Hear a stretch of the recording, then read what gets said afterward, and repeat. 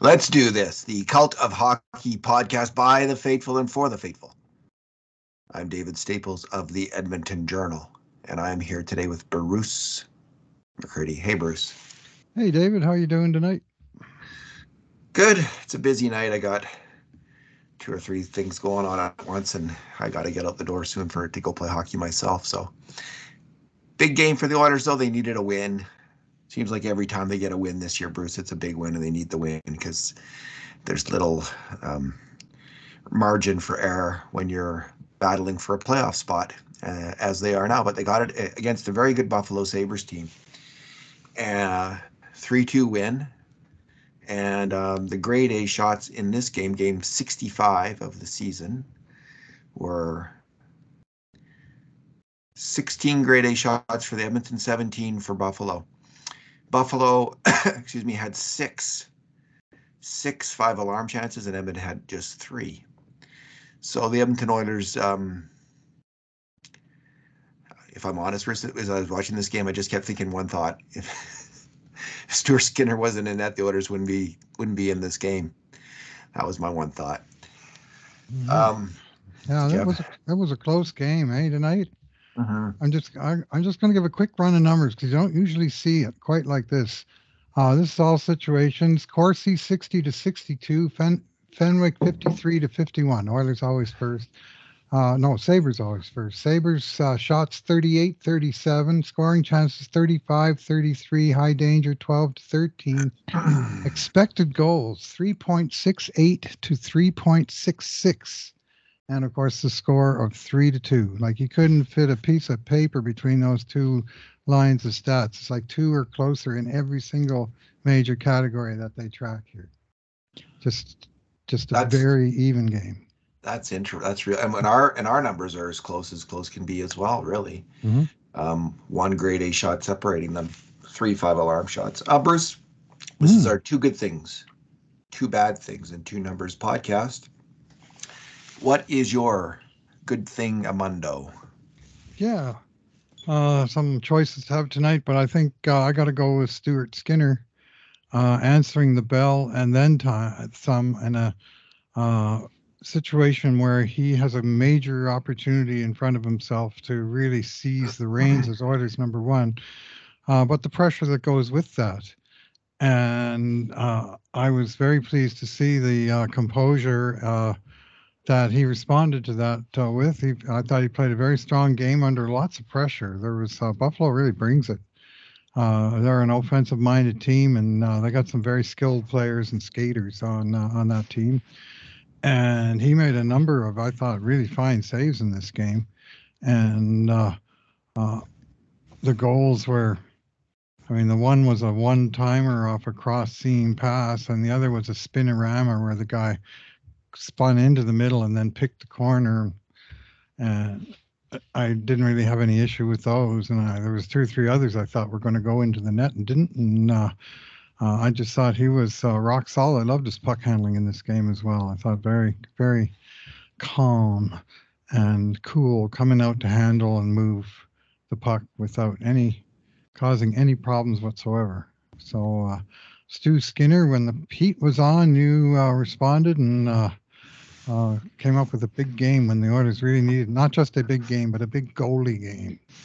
Because they've got to be feeling frustrated with putting 5 on the board over and over again and coming out with the L. Well, tonight they only put up 3, and they came out with the W. So big credit to Stu for that turning of the tide. He just he's just been steady all year long in net, Bruce. He's been getting the job done, and he did so tonight. He just again and it's a terrible feeling to have, right? Mm-hmm. But even in the first period, when the Oilers, I think they were up 6-2 for grade A shots at one point. Even then, I was thinking, like, if Campbell was in net here, the game changes, because through bad luck or bad goaltending or both, they just are getting by him. It's not a good feeling, and I think we're gonna, as you wrote today in your post, we're gonna see a lot of Stuart Skinner.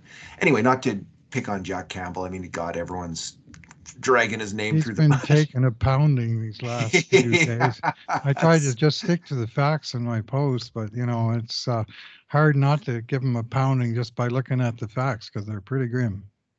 Yeah. To give the Oilers credit, as far Mm. as I can see, they didn't allow one five-alarm shot in the third period. Now, some might consider the goal that was scored Cousins to be a five-alarm shot, but it was a little from the outside. So I don't think that was a 33% chance, although that's a good shooter, and it's a difficult shot because he's spinning. But in the last two periods, they only allowed let me see, just the one um, five-alarm shot the Oilers did in the last two periods. So there was a lot of grade A shots against and a lot of difficult moments for the goalie, but there wasn't the worst kind of moment very Yeah. often for either goalie in this game. He just needed to Bruce, be solid, and he had so many shots. 949 save yeah, percentage in this game. yeah, So and nice. and just expected goals just to go to the third period. It was 1.66 for Buffalo in the first, 1.4 in the second, and just 0.62 in the third. That tells you that the Oilers just weren't giving up a whole lot of anything. There was quite a bit of zone time, but the play was mostly to the outside, and the Oilers were joining the battles and not giving up too many clean looks. What was the Oilers' expected goals in the second period, Bruce? The Oilers were 1.81 in the first, 0.65 in the second, and 1.2 in the third. So they recovered in the third. They deserved to win the third period. And in fact, they only tied it, but they held their one goal lead. Yeah, Connor McDavid, eh? He'll do that for you. He He will. was a He's different. my other He's thing, but I guess we're only doing one tonight. So well, what's my your good My good thing was one of the best things of the century in terms of fourth line shifts for the Oilers. This may have been the best fourth line shift by the Edmonton Oilers this century.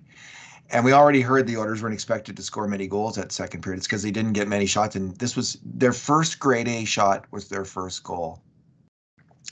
So the fourth line is out there and they get the puck in the neutral zone at 12:16 left in the period. And 61 seconds later they score. And what follows then is one of the best shifts of the year for the Edmonton Oilers. There's probably been three or four shifts like this all year long, and we always remark on them because they're so amazing.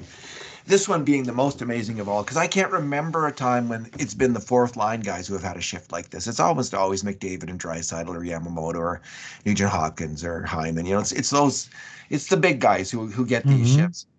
This time it was the little guys. And did they ever play well? By my count, Bruce, they had 21 touches of the puck Wow. in that 216 in the ozone, including, I think there's about three key battles won during this whole sequence. One by Shore, one by Cece, where he stops the puck going out with his skate. But about about 15 seconds into this, he wins a really hard fought board battle. Cody Cece does Mm-hmm. right along the boards, and Yep. it looks like he might lose it, and he gets position, and he just outworks the other guy, and he Yep. wins that puck and puts it back to Nurse.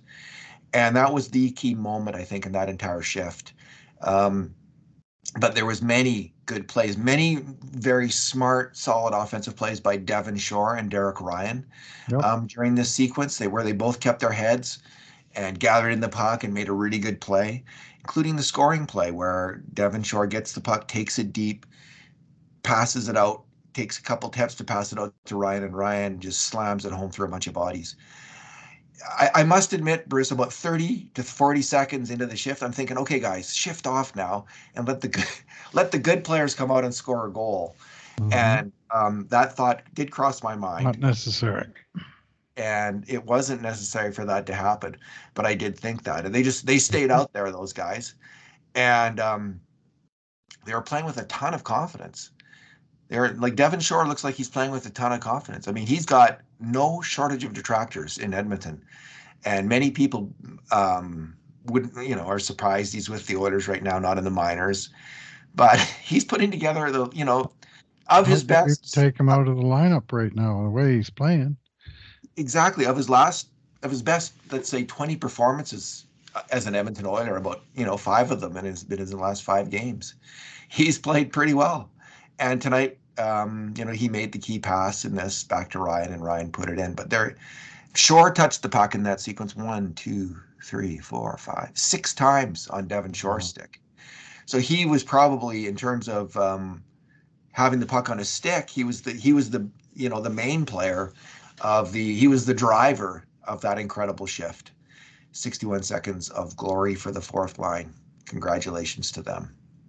Well, since he got called up on Feb 19th as a emergency recall after shuttling up and down between Edmonton and Bakersfield for a while, he's now played 8 games with 1 goal, 3 assists, 4 points, and 1, 2, 1, 2, 3 plus 4 in 8 games. That's playing about 10 minutes a game, maybe 80 minutes altogether, and 4 points plus 4 in that time. And to my eye, like it's the best I've ever seen him in all this time that he's been here, which is what, 3 years now. And I don't know that I've ever seen him put together a run of games where he was effective. A lot of nights you're just kind of hoping he kind of saws off and doesn't do anything to hurt, and and you don't really expect a huge amount of offense. But I just think he's been playing his butt off. I mean, this is potentially his last chance at the NHL, and simultaneously his last chance to impress future employers who might say, "I remember that Shore against us last year. He was a pain in our ass. Maybe we should sign that guy if, in fact, he goes to market," which I suspect he might, but not for sure. And the other guy, your man Cody Ceci, in that sequence, he was fantastic. He won about He was, seemed yeah. like 3 or 4 or 5 outs. Oddly, the guy who was least involved in of the fivesome on the ice was the most dynamic player of the five, in Darnell Nurse, who did wind up getting an assist on the play when he kind of whiffed on a pass, but Yeah, yeah. went through to Ryan, and he and I think Shore exchanged it a couple times before the killer pass and shot. But I mean, Nurse did his job, but he wasn't like the focal point was on the right point where they kept trying to come out on Cece's side and they just couldn't do it. And it was just a phenomenal sequence and a good choice by you for. I knew you would pick that. I knew you'd pick that virtuous cycle. Talk about it. Yeah, talk about a virtuous cycle. That's the epitome of that category. The platonic ideal of the virtuous cycle, Bruce. Mm-hmm. Uh, I think I used that concept correctly there. I don't know, maybe not. You go Um, first with bad thing tonight. I'm still okay, picking one. well, the listen, Leon Draisaitl's line was hard matched by the Buffalo Sabres coach, I think, Mm-hmm. against the Tage Thompson line. Mm-hmm. Skinner's on that line. Who's the third member's cousins on that line too? Um, No, it was Jack Quinn. He's filling anyway, in there because Alex Tuck is hurt, and that's maybe a oh good thing for the Oilers that he yeah, missed this game. he's a good player, Alex Tuck. Mm-hmm. Yeah, that's a hard line to go up against. And it was one of those nights where Leon's defensive game was not on. And, we've been singing his praises. I've been singing his praises in recent games. He's had 3 games in a row where he's just flying out there. Tonight was not such a night. He was not flying out there, at least on defense. And by my preliminary account, and this may change because Bruce may disagree with some of the assignments, we might have a little debate. But my preliminary assessment is he made 6 major Whoa. mistakes on grade A shots against. Leon did. Let me just check. Cutter Yamamoto, he just made the 1, and Nugent Hopkins made 3. So it was not a good night defensively. I didn't think for Leon. He was just not fundamentally sound. Sometimes that's the case with Leon. He likes to read the play, and I'll just highlight the goal against that he was out for. And this wasn't nearly just on him. This was a case of a number of Edmonton Oilers losing battles. Starting in the offensive end, Ekholm gets the puck back off the faceoff. He puts it into Yamamoto. And it's either Ekholm's pass isn't very good, maybe he should have just got it deep, or Yamamoto just gets out-battled for the puck. Sometimes hard to tell from the video. But Yamamoto loses that battle for the puck.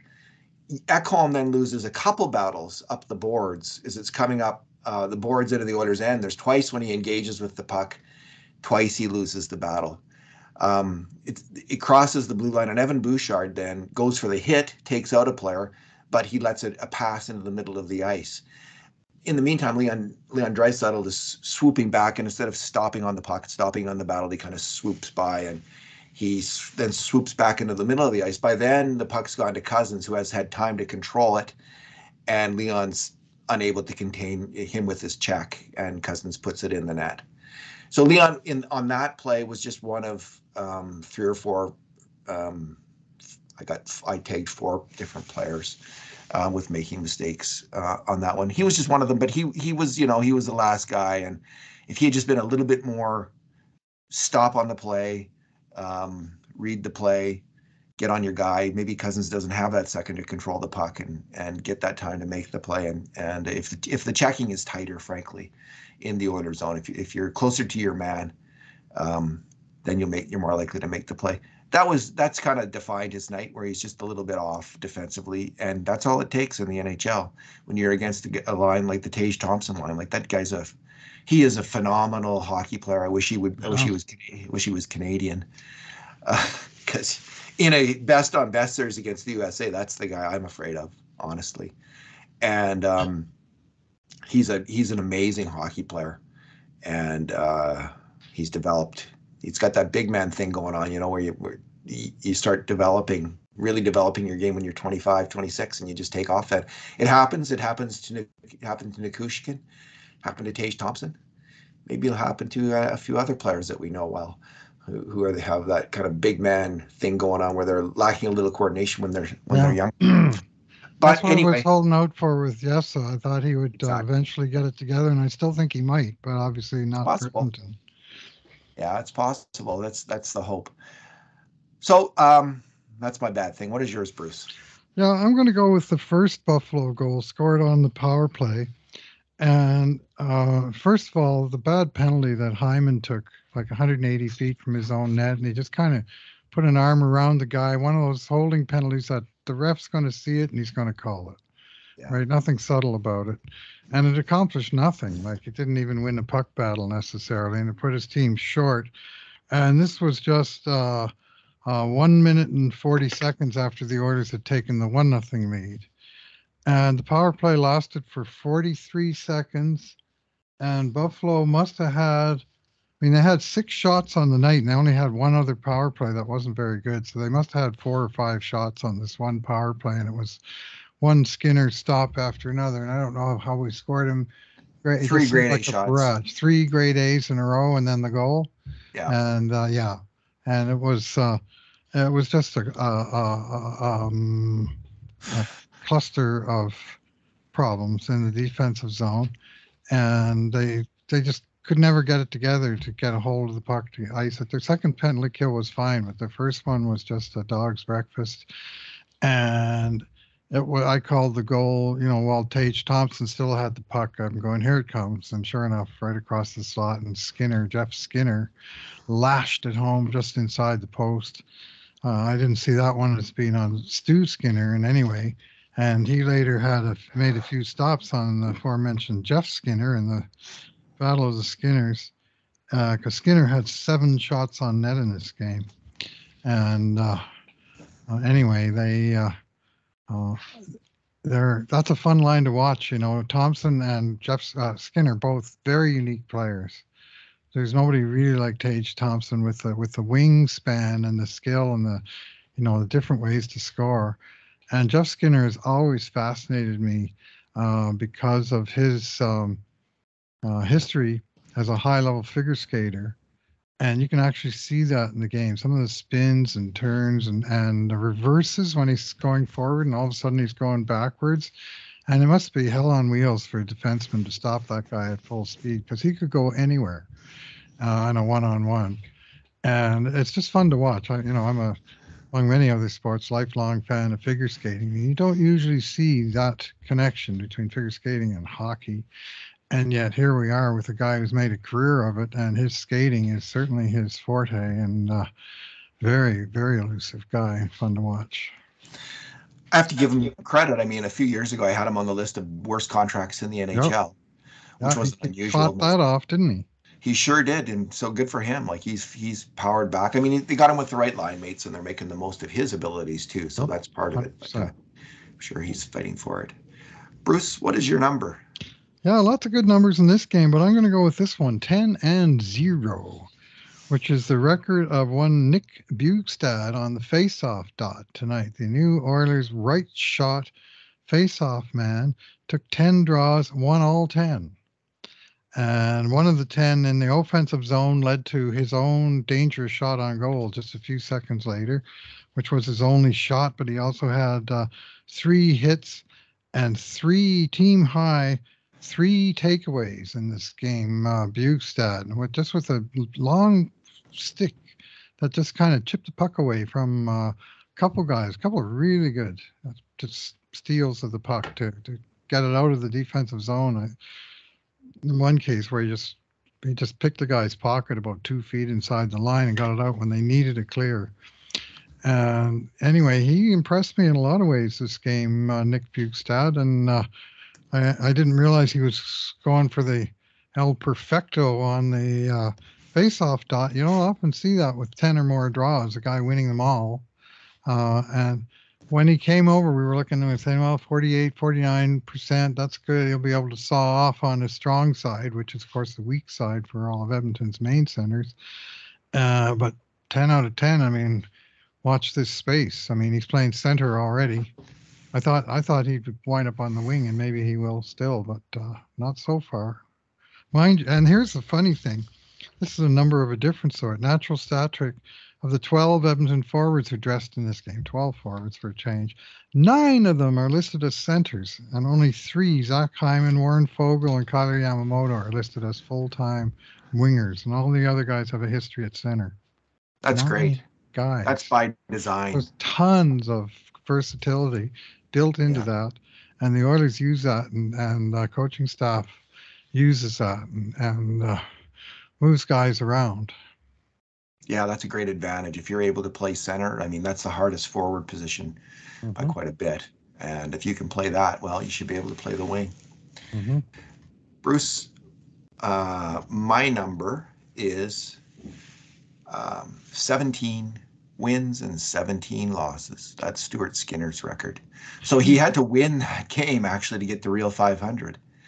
And this, despite the fact he's got a .913 save percentage, and Jack Campbell has an .882 save percentage. Jack Campbell's record is still 17 and 13 for unreal wins and all losses combined. But Skinner had to win tonight to get to 500. So it's been a weird season. It's starting to level out, though, because Campbell was 17 and 8 at one point, and they've lost his last 5 starts. Mind you, it's a saw-off in the sense that each guy started a game that the other guy got charged with the loss that came on in relief. So I just tend to look at who started the game, and I assign that game to him. And so either way, though, Skinner's record would be the same because he took 1 loss for Campbell, but Campbell took 1 for him. So there you go. Yeah, so that's a little bit of a odd stat. It doesn't really correspond to their play, but Stuart Skinner he's just had a really good year. If someone said at the start of the year, well, if Stuart Skinner could have a .913 save percentage at this point of the season, what would you think? I'd think, well, that's really, really good. That's exactly what they need from Stuart Skinner. And I would have thought that Campbell might have had about the same, but that's not to be. I mean, he's like 31 percentage points lower than him, which is a like the Pacific Ocean when it comes to NHL goalies and save percentages. But he has battled back. He's at 500, and let's see where he can go from here. This is a good Oilers team, Bruce. They're in this really tough stretch of games, and now I don't know how many games it lasts, but they're 3 wins and 2 losses in this really tough stretch. So I was hoping they would get at least a point a game, and they're above that. And much of that has to do with Stuart Skinner, especially tonight. Yep, Skinner's at 9-12 now, and he's behind only Logan Thompson, who was 9-14, and Pyotr Kochetkov, the guy who scored the goal in the AHL the other night of Carolina, who's played about half as much. He's 9-13. And then Skinner is 9-12. So the 3 main rookies are just really in a tight bunch for for save percentage. I'm looking at Hockey DB and they update quicker and they have him at Hmm. 913. Yeah, well, that's probably so. It was 949 tonight, so Yeah, the NHL stats can be a little slow. How many games did I have him playing? He's 37. 36. Oh, Yeah, okay. okay. Yeah, Yeah. So yeah. mine So yeah, 913 is the updated number. night isn't there yet. Alrighty, well, I got to get rolling, Bruce. So Mm. we'll have to, sorry, unfortunately, cut it a little shorter than usual tonight. When we usually when there's a win, we go on and on and on. But next game, Boston on Thursday, correct? Connor McDavid, offside challenge. Boo. Yeah, offside challenge. Well, he was offside. But it Yeah. was so much after. I don't know how many seconds it was after he went offside that play happened. Anyway, that's life. And it had no impact whatsoever on the goal. That's just After Ryan scored after that long cycle, I said, I hope we don't find out that they're doing an offside challenge on the zone entry because they're going to have to roll the calendar back to 1996. good line. They had the puck in the zone for so long. There should be a time limit on that. Anyway, Thanks for talking, Bruce. yeah, thanks for listening, everybody. And in the meantime, and in between times, this has been another edition of the Cult of Hockey podcast.